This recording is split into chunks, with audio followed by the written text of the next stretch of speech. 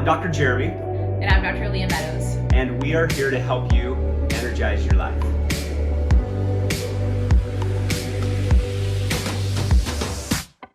Who are you sleeping with? Da, da, da. Welcome to the Energize Your Life podcast. My name is Dr. Leah Meadows. And I'm Dr. Jeremy Meadows. And we're here to help you energize your life. So a super important topic that we've really been focusing on these days is sleep health, sleep hygiene, our sleep habits. And we're going to go over some really important information for you so that you can get your best sleep, so that you can feel recharged, refreshed, rejuvenated when you wake up in the morning. And some of the things are really easy to do, but we just probably forgot to do them in the past, or maybe you haven't learned these before. So this is a really great topic. You're going to learn a lot. It brings back to memory is when our kids were young, right? Growing up, when they were 0 or 2 years old, getting that really interrupted sleep and just never feeling like you were getting ready to go for the day. Has anybody ever felt like that? I know we certainly did. Luckily for me, I was able to get back to sleep relatively quickly, but Leah was not able to get back to sleep quite as well. And so her sleep hygiene started to suffer during that time. And so this is why we really took a deep dive into sleep, because we all know that 8 hours is what we need to get. But how many of us really set aside the time and make it an important focus in order to get that sleep? But not only to get sleep and be in bed, but to get some quality sleep, because the quality of your sleep is the most important. Totally, yeah. So quality can suffer when you hit snooze way too many times, or you set up these expectations that you can't achieve. I want to tell you a quick story about how I really got my sleep habits, my sleep hygiene, and my sleep health totally activated to this whole new level. And I am happy to say that I'm loving it. It's made a huge improvement in my health. So we're both kind of competitive people, and two competitive people in one family. So we've learned how to live with that and actually to make the most of it. Make it work to our advantage. Yeah. So Jeremy, we got him this ring. I don't know if you're wearing yours right now, it's charging. He wears it mostly at night, but I wear mine most of the day and at night. But it's called an Aura ring. So we got it for him for Christmas. He'd heard about it, and Jeremy's a big techie guy. He loves tech stuff. So we thought, okay, we'll buy this ring for him because, we're looking for a good gift for him for Christmas. And the ring is not just, it works like a Fitbit. So it gives you feedback on your walking, on your exercise, on your steps, that kind of stuff. But it's really for sleep. So Jeremy's used a lot of sleep apps in the past. And I don't know, at least 3 sleep apps. And he found that this thing is the best, hands down. So we got it for him, and he really loved it. And I thought, you know what, maybe it is actually pretty cool. I should try it. So, did you want to say something? Oh, I was just going to say, regarding the sleep apps, right? I have over 1,200 days on a couple of sleep apps, just seeing how my sleep was, how much sleep I was getting. But the lack that I was getting was how much deep sleep was I in, how much REM sleep was I in, what cycles was I going through. And the Aura Ring is currently one of the best products on the market in order to be able to do that. So that's why we decided to stick with that. So the Aura Ring let us track our sleep. It also, for me, because like I said, I'm a little bit competitive, I was in a competition with myself. So it gives me reminders of when to go to sleep. And it's not you need to go to sleep now, but between 9:30 and say 11:15 or something like that. I look at my activity level, I look at my sleep habits. It will give me feedback on, maybe with the Aura Ring, it measures our sleep and our readiness and our activity. So if you have too much activity, not enough activity, that could change your sleep, change the efficiency of your sleep, and it also changes your readiness for the next day. So I not only like to look at my actual sleep score, but my readiness score is really important as well. And I feel like it really, I do feel the way it says. So it's given me lots of great information but also actionable steps on how to change my sleep health.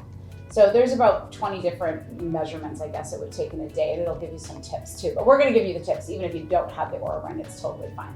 So yeah, and the apps are great. And one of the apps, and we'll put it in the notes, is the Sleeptime app. It's been one of my favorite ones. What a great thing is that when it has an alarm that actually wakes you up in your sleep cycle when you're most in light sleep, which is phenomenal because then you don't get woken up in a deep sleep cycle, because that's when you wake up and you feel super groggy and not very ready to wake up. Whereas if you wake up in a lighter stage of sleep, then you feel much better. You feel like you're ready to get up and going. It's kind of when you're on that threshold of being awake anyway. So Sleeptime has been a really good app, as well as Sleep Cycle. So we'll put those in the notes below so that you can check those out. They're free, or they also have a premium version. Cool. Okay, so we're going to start about prepping yourself the night before. What's important in your sleep? Yeah, so one of the things that we go off of is the 3-2-1. So this is a easy way to remember how to eat, when to exercise, and when to start dropping the electronic devices that you have. Right, because a lot of people are not familiar with the fact that you think you eat a high carb dinner, you go out for dinner, you're drinking some wine, it'll put you to sleep, you're having like heavy meal, that'll put you to sleep too. It will put you to sleep, but it's not the restorative, restful sleep that you need. It's actually competing with your sleep because now your body's having to digest this food. So that's one of the habits that we want to break. So make sure that you're not eating or drinking alcohol. You can drink water, but at least 3 hours before bed. It makes a huge difference in your sleep. And when your sleep is, and if you're also, I'm not gonna get off tangent too much, but it'll make a change, and for the positive, a better impact on your overall body weight too. Because if you go to bed with eating a full meal, not only is it your digestion, but like your cortisol levels get kicked up, all of those things that cause you to hold on to weight. And it's not that you have to diet to lose this weight, but sleep can help you lose weight too. So it seems like it's backwards, but really the research is there. So well, this is one of the biggest things that I found, because we like to fast a lot, intermittent fasting, and doing 5-day either Prolon or water fast. And what I consistently found is every time I would do a Prolon fast or a water fast, that my sleep was amazing. Like, it was off the charts, as well was my readiness. And so as we looked into this was something that consistently affected my sleep the most. There's other things that we're going to talk about, but this is where some of the measurements can help, because you can really understand where that sleep is getting affected. So food was my biggest one. The further away from my bedtime that I eat, the better, more restful sleep I get, and the more deep sleep. The deep sleep is the part of your sleep where you're getting restoration. This is where your body gets into a parasympathetic state. It's where your body can rest, it can repair. This is where all of the healing really occurs, as opposed to REM sleep. And this is when your brain actually downloads all of the information that you've learned for the day, and this is what goes into long-term memory. So if you're getting ample amounts of REM and deep sleep, then you're getting your body rested and you're getting your mind rested, so that it's open to receive whatever you're going into next. Mm-hmm. Yeah, which that is significant, because some people say they never dream, which I think is sad, because dreams are pretty cool, and your dreams are you processing all this information. Totally. So it does leave you feeling better as well the very next morning. So if there's one thing that you can do to start out with, just try and eat a little further away from your time going to bed, at least 3 hours. Yeah. So what's the 2? Oh, and so 2 hours before bed, you're not going to want to do a heavy exercise. So, maybe stretching, if you're doing something. Stretching's okay. Great, Yeah, but if you're, because you can stretch and watch TV at the same time, that's just another tip. But you don't want to do any heavy exercise 2 hours before bed, because that'll elevate your heart rate and everything too, and you want your heart rate to go down while you're sleeping. And if you are exercising a little bit later, even at 2 hours before, a great way to slow down your body to cool off your core temperature is to take a cold shower or get in a cold tub just before you go to sleep, because lowering your core body temperature really makes a big difference for many people as well. And then 1 hour before sleep, you guessed it, turn off all electronic devices. So it doesn't mean just like, even a Kindle is still an electronic device. Even dark mode is still an electronic device. So we got to get rid of all sources of electronic devices and TV. So it's that blue light. We don't want that coming into our brain, because what happens is the pineal gland is affected by light. Okay, so this is really important. So you've probably heard or you've tried melatonin. Melatonin is naturally produced in our body, but it's also a supplement that you can take. And you can take melatonin to help you sleep. That works for some people, it doesn't work for other people, and there can be a whole bunch of reasons why. But let's just say that melatonin, it does put you to sleep. So melatonin puts you to sleep, and serotonin wakes you up. Okay, Mel puts you to bed, Sarah wakes you up. That's an easy way of remembering it. And that, what happens, and this is why, like in the olden days before we had electricity, we would go to bed, when it gets dark. I mean, there's not a lot else you can do when it's dark and you're not working, you don't have, your iPad and your iPhone and your internet. So you're on the fire maybe, yeah. But see, then you're getting that red light rather than the blue. Exactly. So we would naturally wake up in the morning to the sunlight and naturally go to bed when it's dark. So that brings us to a really important point, is keeping your room dark. So all electronics banned for the last 60 minutes. And then also, so if you could set your alarm and do all that stuff on your phone and just leave it. And so that you're not like, okay, I'm gonna go to bed, but now I'm gonna set up my alarm, look at my calendar, do all that stuff, that still counts, right? So it's really, really mindful of like literally putting our phone down an hour before. And I put my phone, put it in the bathroom is a good place for it. That way when your alarm goes off in the morning, you actually have to get up and walk over there instead of like just hitting snooze. Or you could use your Alexa, whatever works for you. But that's a good way to make sure that you have 60 minutes before going to sleep. And then also too, we're talking about making it dark. Just having some blackout blinds in your room is super important too. It doesn't matter, like some people, I think Jeremy has must have really thick eyelids. But for me, like for a long time too, even traveling, I would make sure that I had, tape over all the blue lights in the hotel. I unplug I don't mean the alarm, I don't mean the clock, so I unplug all those things in a hotel, and I just make sure that I get the best darkest sleep possible. So make sure those things are happening in your room as well. And then you also don't want, since we're talking about electronics, you don't want Wi-Fi. If you could shut that down the hour before you go to sleep, that's awesome. Like put your phone literally on airplane mode, and then you actually get a really good sleep as well. But one more thing about the lights is that we started with this when the kids were small, like when they were babies, and we have blinds in the rooms, but then we got blackout curtains, and just to like double it up, and it makes a world of difference. So if your kids are struggling with not being able to sleep, or you are, start with just blackout curtains. I mean, you can get them honestly anywhere. You can get them on Amazon now, and so they make a big difference. Well, what do you do an hour before bed then? I mean, there's a lot that you can or can't do. In our house, one of the things we got into a rhythm when the kids were young was actually reading them stories. So pulling out a book, reading them stories, and so this is another really good thing to do. Now, if you're going to read before bed, either with your kids or by yourself, you want to have something that's relatively light. You don't want like a heavy book that's making you think a lot, like a business book or anything like that, but something that's pleasurable, something that nothing that gets you too excited either. So it just needs to be like just a regular novel, because if you stimulate your mind, then it starts to just get you thinking. And some people have a hard time with that. Having a journal or something to write on next to your bed is really great. The problem with it is having to turn on a light, because again, that light tells your pineal gland that it's time to wake up.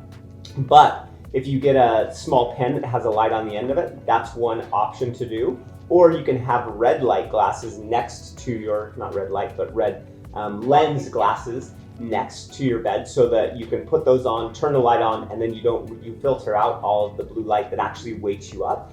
And that's a way that also, if you need to be on a screen closer to bedtime, you can wear those red light glasses. It's kind of annoying to look at your electronics, but it lets you, they serve a purpose and lets it make it so your brain actually gets into that relaxed, settled down bedtime mode. And then the melatonin is able to kick in the way it's supposed to, instead of taking it in a pill form. Yeah, awesome. So back to what you said about the reading, like if you read something pleasurable instead of, like you said, stimulating, but if you're reading something, you can also write down your gratitude list for the day. That's also important because that will increase your vibration and also when you're appreciating things, it's increasing your vibration. So that's a really great way to go to bed. You can also create like your gratitude practice that way too. I think is super important too, and that'll help you go to sleep with some good feelings instead of like reading some crime, murder book or something like that before you go to sleep. So awesome. Okay. Now let's talk about mechanics of sleep. This is something that we get asked all the time. How should I sleep, doc? Well, this is a huge thing for many people because unfortunately later in life, whether that's 30s, 40s, 50s, 60s, people they get stuck into a place where they can only sleep on one side or they can only sleep in a certain direction. This can be relatively unhealthy because now if you hurt a shoulder or a hip or something else, it totally throws off your sleep routine. So the best way to sleep for your spine is to be in a supine or face up position, lying on your back. One way that you can take pressure off of your lower back is by putting a pillow underneath your knees. And then let's talk about pillows in general, right? Pillows, when you're sleeping on your back, your head should essentially be resting on the bed, right? And then you should have something supporting the natural curvature in your neck. We call it the arc of life. So that needs to be supported. So you want to have a pillow that doesn't push your head forward, because if it gets pushed forward, it starts to interfere with that comfort level. A lot of times if people are purely back sleepers, then they can roll up a small towel and put it underneath their neck, especially when they're in a hotel room. Or down pillows are fantastic because you can fluff them up underneath your neck and stay in that position. Yeah. I was going to say a travel tip, it depends on what hotel, but if you have those really flat pillows in a hotel and it's just not feeling that good, roll up the little towel and stick it inside the pillowcase into your pillow. But that works. And you know what? Not every pillow fits. There's not one pillow that works for everyone. So don't think that just because your husband has this pillow, it's going to work for you. Like for you, we have different pillows that we sell at our office. And sometimes I use those pillows. Sometimes I use a down pillow because I also like to sleep on my side. I never thought I could sleep on my back, but I'm like, I can't sleep on my back, yes. But then I broke my back and I had to sleep on my back. That was the only possible way I could sleep. So, everyone can sleep on their back if they have to. And so most people that we talk to, they sleep on their back, maybe primarily, or their side, but they go back and forth, right? So looking for a pillow that can go from your back to your side. What do you look for in this situation? We have an amazing pillow that has worked for so many people. It's essentially got an orthotic hole in the center of the pillow, support that goes underneath your neck. On the front side, it's a little bigger, back side, it's smaller for different size people. And then when you roll onto your side, it's thicker. So it actually is built for you to move from side to side. So if you go onto your side, let's talk about the mechanics of that. You want to literally think of your body as being in a straight line from the base of your skull right down to your tailbone. So if you're sleeping on a pillow that's underneath your neck and it's making you fall into the bed, it's not big enough. If you're sleeping and it's pushing your head this direction, then it's too big. So if you're with somebody, you can lay down on your pillow in your bed and lay on your side or in whatever position you are, so you can get a sense of where your head is. Because when you try the pillow at the store or in an office, you're not in your bed. Everybody's bed has a little bit more give to it, so more soft or more firm, and that makes a huge difference. So talking about beds, right? Well, and then side sleeping too. You want to make sure if you're sleeping on your side, Sometimes people get hip problems because you may have wider hips than other people, but if you're laying on your side now, your hips are affected. So you can also put a small pillow in between your knees. Or a body pillow between your knees and your arms so you don't twist your back. Yeah. I have a lot of pillows, so like I'll have one here and then one on either side, but just for comfort, I mean, it makes a big difference. Totally. Go ahead about the mattress. So with mattresses, this is another question that we get all the time. So this is something to really take note on. In general, you need a way more firm mattress than what you think. The way that I like to encourage people to purchase mattresses, I don't necessarily buy into one particular mattress for everybody, but what you want to have is you want to have a very firm foundational mattress. So you want to have a firm mattress, and then you can have a more plush pillow top. What does that do for you? It makes it so you have very good support when you're sleeping on your back or side, but then it's soft and feels comfortable to get into your bed. This is something where men and women are going to be completely different. Women do need a little bit softer bed if they're laying on their side because they are more curvy, they have more hips than men in general.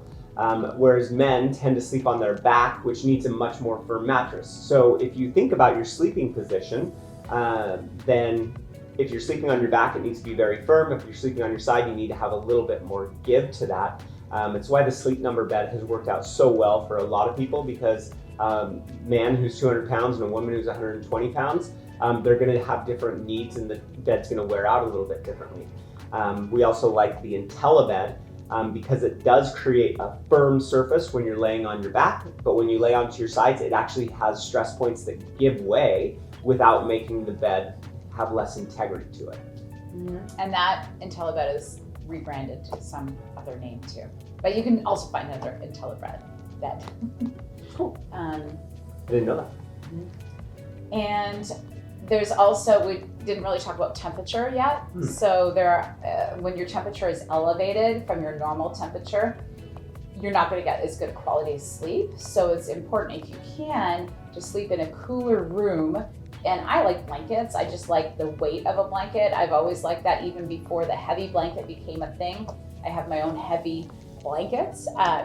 So you don't need to buy your own special heavy blanket. Just you can load up with blankets, but sleep in a nice cool room if possible. That gives your body the best chance of having a great night's sleep as well. Yeah, usually below 70 degrees if you're looking for an actual temperature. 65 to 70 degrees is really ideal. But it is pretty cool because back to the Aura Ring, it will let you know what your core temperature was throughout the night. And I can see a correlation to if my temperature is higher than it should be, even just by like 0.2 or something like that, 0.3, my sleep hasn't been as good. So that's one thing. And then we talked about the room, the getting you set up, and then, waking up in the morning too. Oftentimes it's easier for people if you need to lengthen those hours of sleep. Some people, 7 hours is great. Some people, 8 hours is great. Some people need 9 hours of sleep. When I was recovering from Lyme, I really made sure that I was determined to get 9 hours of sleep. And those hours of sleep at first, I didn't feel good because I was in a lot of pain.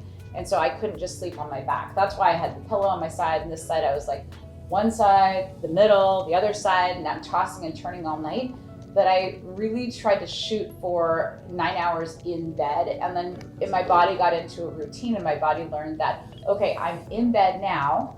And so this is what I'm gonna be doing. I'm gonna be sleeping. So that's the other thing with like reading in bed.